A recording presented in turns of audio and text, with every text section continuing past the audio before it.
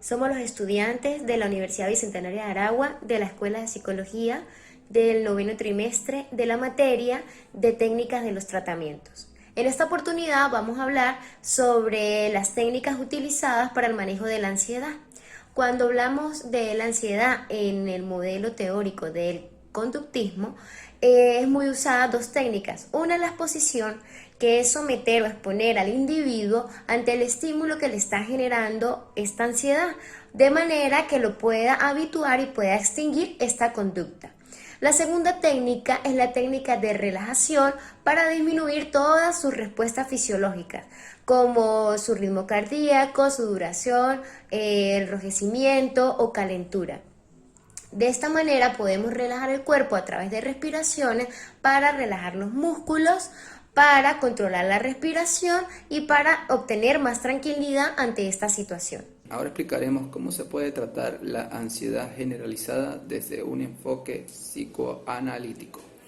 De esta manera, la primera técnica fundamental en toda terapia, en todo tratamiento psicoanalítico es la asociación libre, la cual es la puerta de entrada para el psicólogo en cuanto a la exploración de los verdaderos conflictos del sujeto, puesto que en esta técnica el sujeto es libre de expresar sus ideas, sentimientos, emociones, creencias, cualquier recuerdo que lo atormente, de manera inconsciente.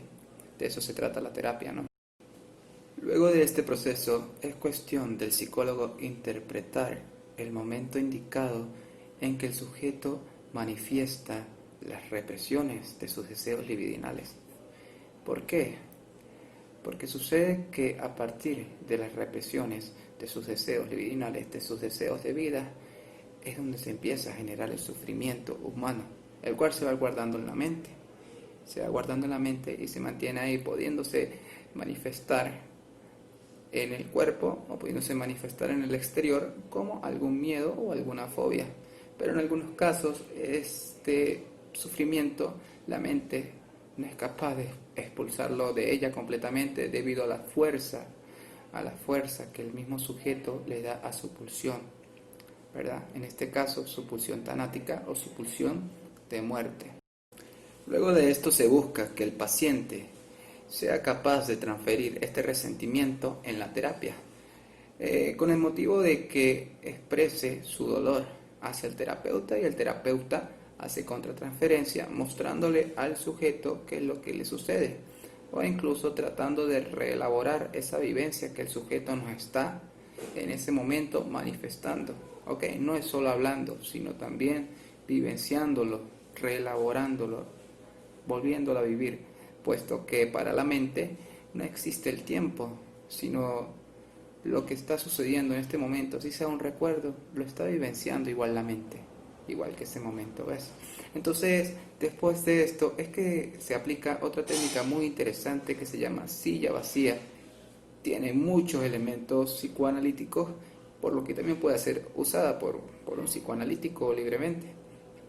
En esta técnica se busca que el sujeto se imagine a esa persona, ya sea su papá o a esa situación que lo inconforma o que no lo deja expresar libremente sus deseos de vida, ¿verdad? Por ejemplo, la situación del país, pero se busca una persona con la que simbolice tal situación, ¿verdad? Entonces, en este momento se le pide al sujeto que exprese sus emociones o exprese lo que realmente siente por esa persona o lo que esa persona le ha causado en él, el sufrimiento. De esta manera, buscando que el sujeto se libere de ello, incluso llegando al llanto. Y es aquí cuando se presenta el llanto que él puede pensar mejor las cosas y empezar a aceptar lo que está sucediendo y a perdonarse a los demás y a perdonarse a él mismo, para que así de esta manera disminuya el sufrimiento mental y a su vez el producto de la ansiedad. Bien, también tenemos tratamiento de la ansiedad desde el enfoque cognitivo-conductual, ¿verdad? Y específicamente la técnica o la terapia que vamos a utilizar en estos momentos es la TREC, Terapia Racional Emotiva Conductual de Albert Ellis. Esta terapia se fundamenta principalmente en una premisa. Esta premisa es la siguiente: los hombres no se perturban por las cosas, sino por lo que piensan acerca de estas cosas. Esto lo explica la TREC resumidamente en el ABC. El A representa los hechos o los acontecimientos. La B representa la creencia que las personas tienen acerca de esos hechos o de esos acontecimientos.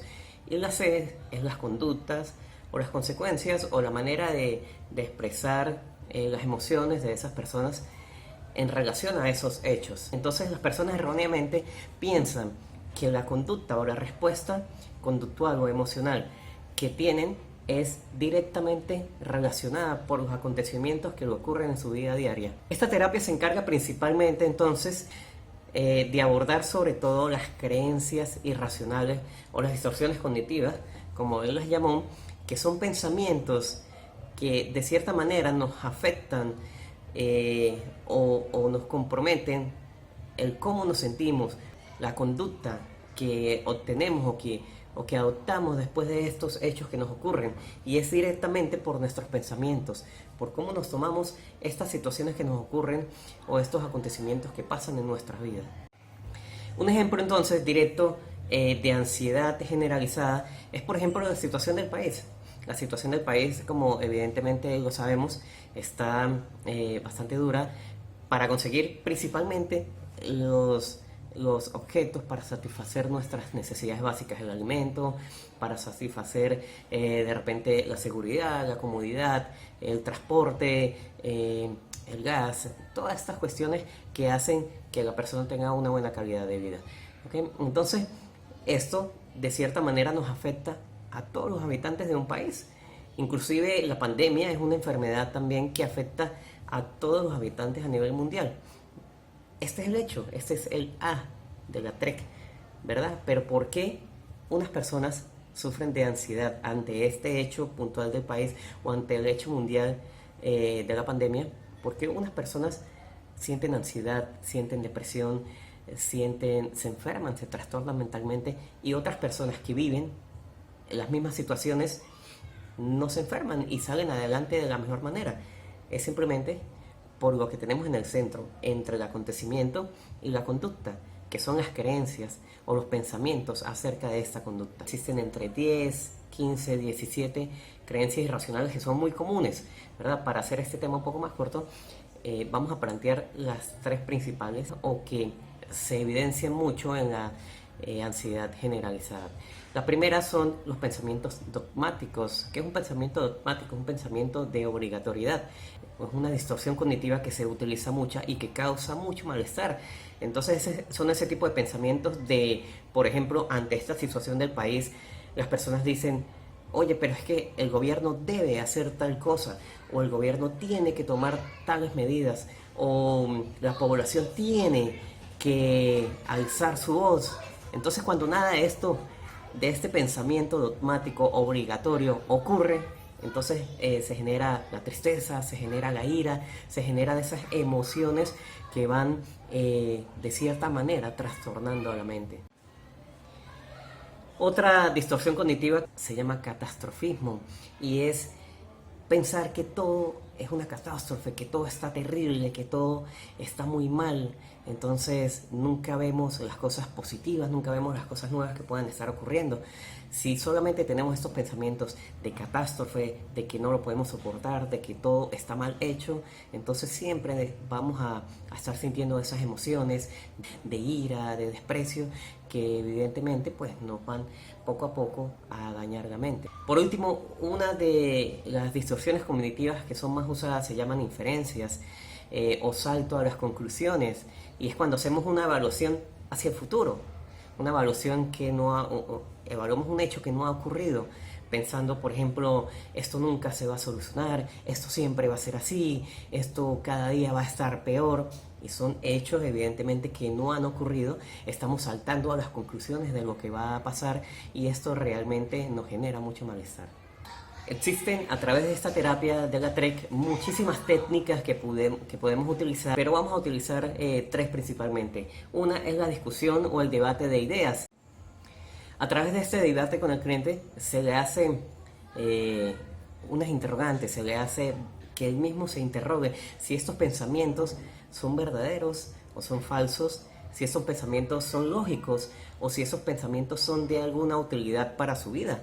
¿Okay? Entonces, en este momento en el que él internaliza, analiza sus pensamientos, él se cuestiona, entonces empieza un poco a modificar sus pensamientos y por ende lo que siente. Otra técnica que utilizamos se llama distracción cognitiva. Cuando empieza a tener estos pensamientos, utiliza otras técnicas como la relajación, la meditación, o se distrae en otras actividades para mantenerse alejado de estos pensamientos que le causan malestar psicológico. Y por último, utilizamos una técnica que se llama entrenamiento en autoinstrucciones, y esto se utiliza sobre todo para estos pacientes o estos clientes que no tienen la capacidad de entender o de analizar bien sus pensamientos. Entonces el terapeuta se encarga de enseñarles a ellos como las instrucciones que deben seguir cada vez que el paciente evidencia que está pensando erróneamente. Entonces el terapeuta se encarga de enseñar lo que tiene que decir en ese momento, lo que tiene que pensar